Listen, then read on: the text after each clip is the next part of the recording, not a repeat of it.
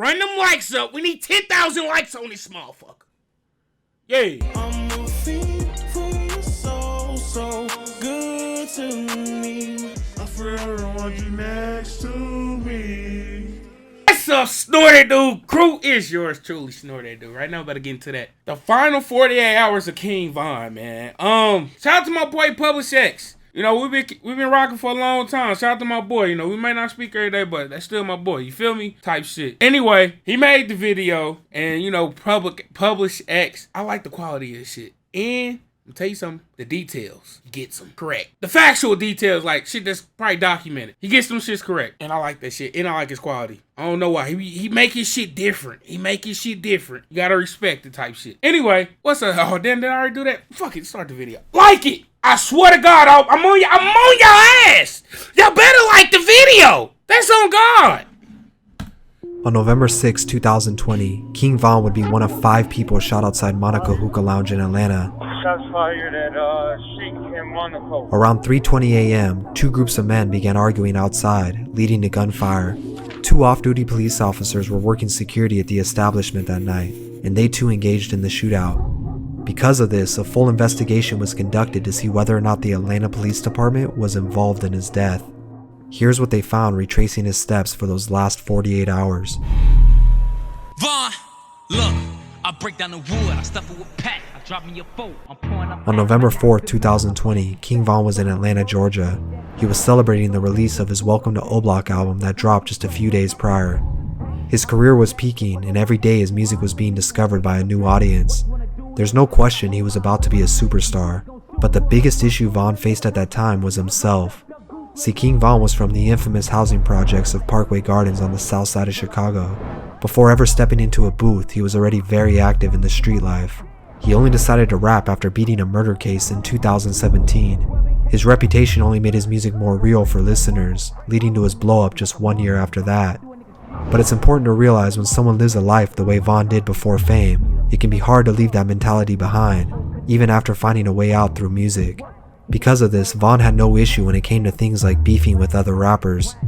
While in Atlanta, an ongoing issue between King Von and rapper NBA Youngboy had been brewing for months. On November 4th, DJ Academics would invite Von onto his podcast to publicly speak. That was too much. Let me relax. Let me rewind it. Hell yeah. Through music. Because of this, Von had no issue when it came to things like beefing with other rappers. While in Atlanta, an ongoing issue between King Von and rapper NBA Youngboy had been brewing for months. On November 4th, DJ Academics would invite Von onto his podcast to publicly speak about their issues. During the conversation, Von assured his fans that there was no real problem, and it was the internet just trying to make it more than what it was, unknowing at the time that in under 48 hours, this would all come to an end. Ain't no rap beef, and it ain't no real beef unless somebody got shot or something, or you know what somebody. People told me you and Youngboy was beefing or something like that. You said something about what happened, Von? What's going on with you, man?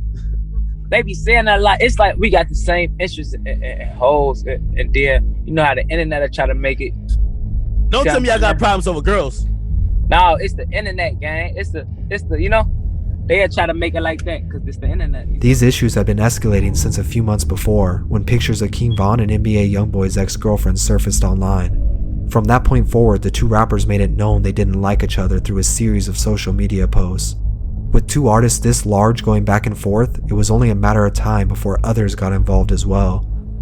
One of those people would be Quando Rondo, an artist and friend of NBA Youngboy. Even though Von and Quando were cool at one point, now they weren't. And it just so happens Quando's from Savannah, Georgia, only a 4-hour drive from Atlanta. I'm saying though, 63rd dirty ass.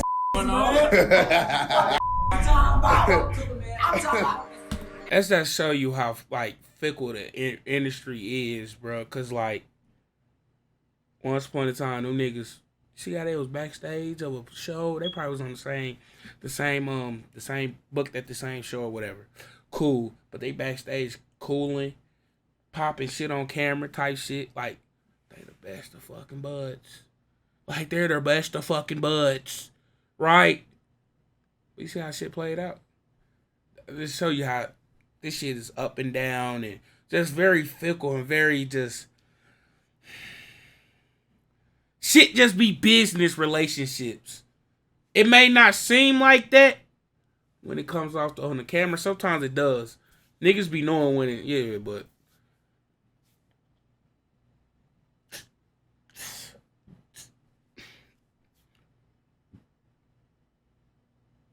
anyway, you know, this shit may not be seeming like that, but a lot of this shit just be business relationships. Like, yo, once the business gone, ain't no relationship. Like, yeah, right? That shit be wild, though, but, yeah.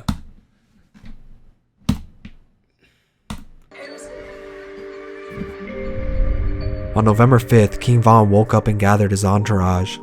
This included himself, his manager, and 20-some others. Around 11 p.m., just 5 hours before his passing, they headed out to Opium nightclub. Von was set to make an appearance and promote his new project. He hopped into his bulletproof Hellcat, followed by 8 other cars filled with friends and associates. Around midnight, they arrived. By this time, his manager was taking notice that something was off with Von that night. He couldn't put his finger on it, but he felt like he wasn't himself, almost like he knew. They stayed at Opium for a few hours where everyone appeared to be enjoying themselves. Fans would upload videos online of Von in the club, and from the looks of it, everything seemed normal. But these would be the last videos of King Von smiling we would see. Hey, you know, it's all love in this tee up shit. I done dropped that on that welcome to Roblox going crazy. I don't want to think about it, you know, going on. Around 2 a.m., just 2 hours before his time of death, he gathered his crew and they left the venue.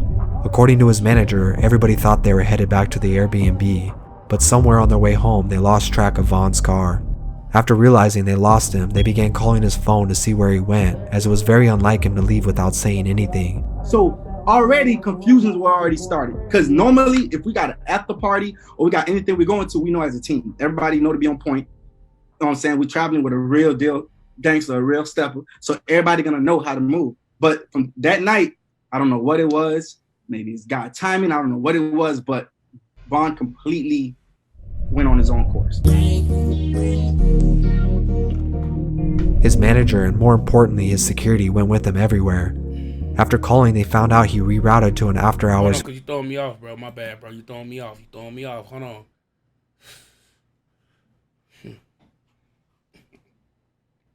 RPB.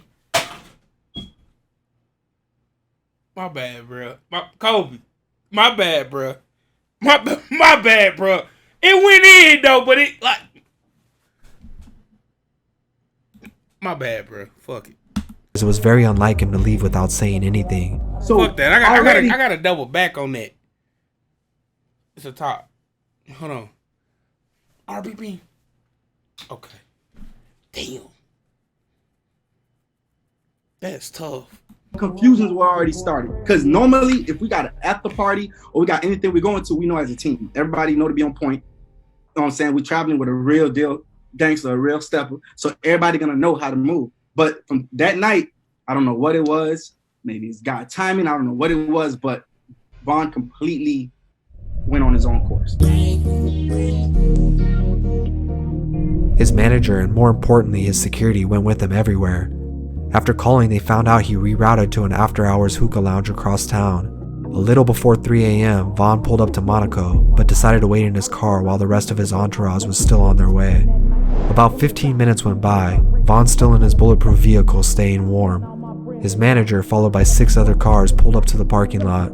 He hopped in the car with Von, and once again he said he felt like he wasn't himself. They stayed in there while the rest of his entourage was wondering what was going on. It was a cold night, so they too decided to wait in their cars. After a few minutes of talking, his manager convinced Von it was time to go inside. He let his security team know he was ready to enter, so they did their normal checkup.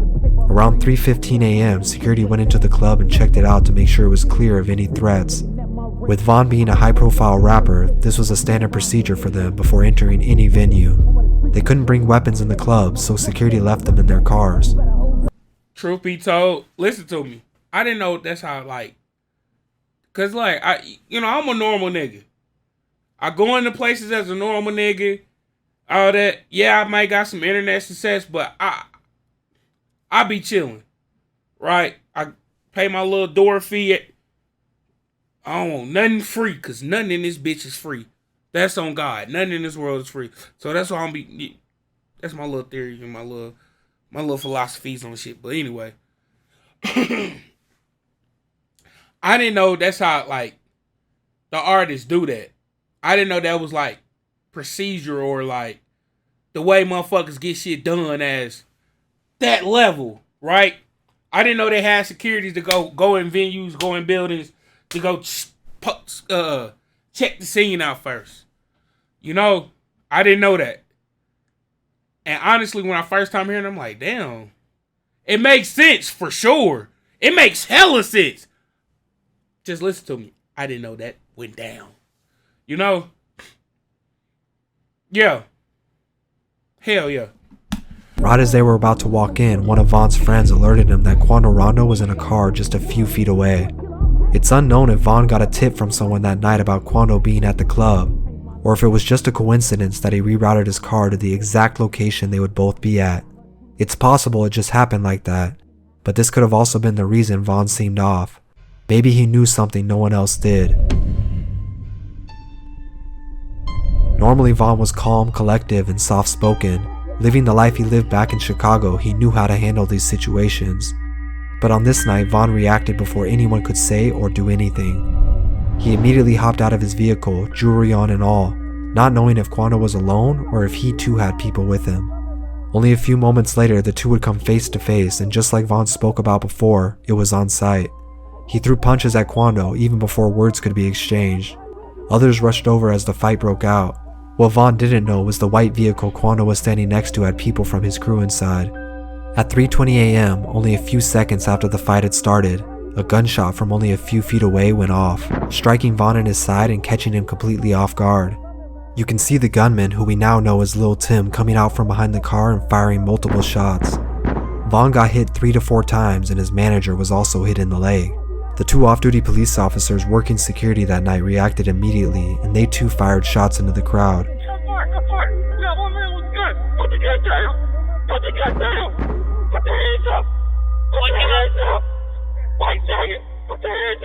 But we can confirm now the shots that injured Von came from Quando's side and not the police officers. The police would hit 3 people in total, one of them being Lil Tim. Von laid in the street holding on to Quando until Muop, one of Von's good friends, broke up the fight. At 3:23 a.m., there were injuries on both sides. Instead of waiting for ambulances, their crews drugged their wounded into cars and sped off to the emergency room. According to those in the vehicle with Von, he was still conscious throughout the ride, even telling one of his friends to calm down that he was going to be okay. Around 3:32 a.m., just moments apart from each other, both crews would arrive at Grady Hospital, which was less than 10 minutes away. Quando would start a live stream of himself helping Lil Tim inside the building to try and protect himself in case Von's people ran up on him. Come on, he's shot. Come on, bit bro, you got the dog. Come on, cuz, just keep breathing, bit bro. Just keep breathing, cuz. But this wouldn't happen, and nobody else was hurt after the initial conflict at the lounge. Unfortunately though, just after 4 a.m., King Von, along with 2 others who were shot. It's with great sadness that I have confirmed that King Von has passed away. I spoke with the manager, who luckily has survived being shot and currently recovering in the hospital. However, Von manager did confirm that Von was shot and did not make it. R.P. King Von. Ooh, I did that flawless. That was the best. That's the best. Bruh, go through my little reads, bruh. That's the best one. That's on God. Anyway. Who can I remember waking up to this shit? I remember waking up to this shit.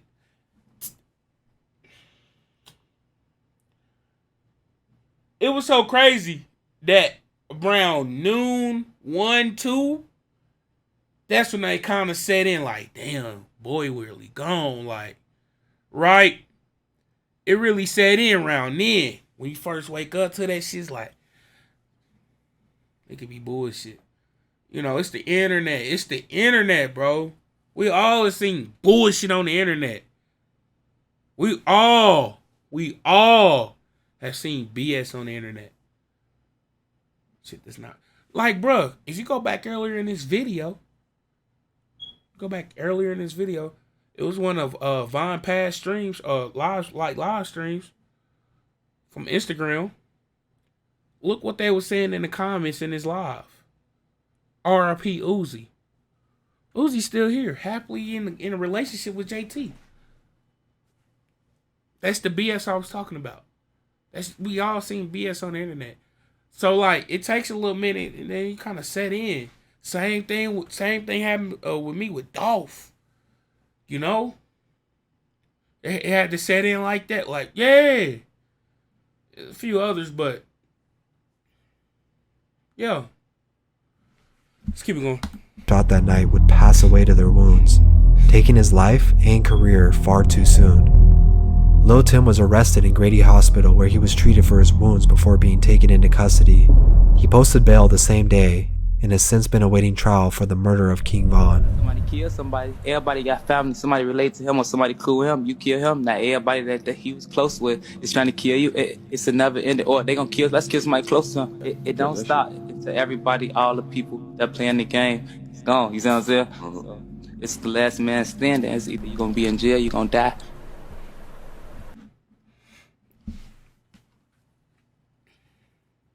I don't know if he mentioned it, but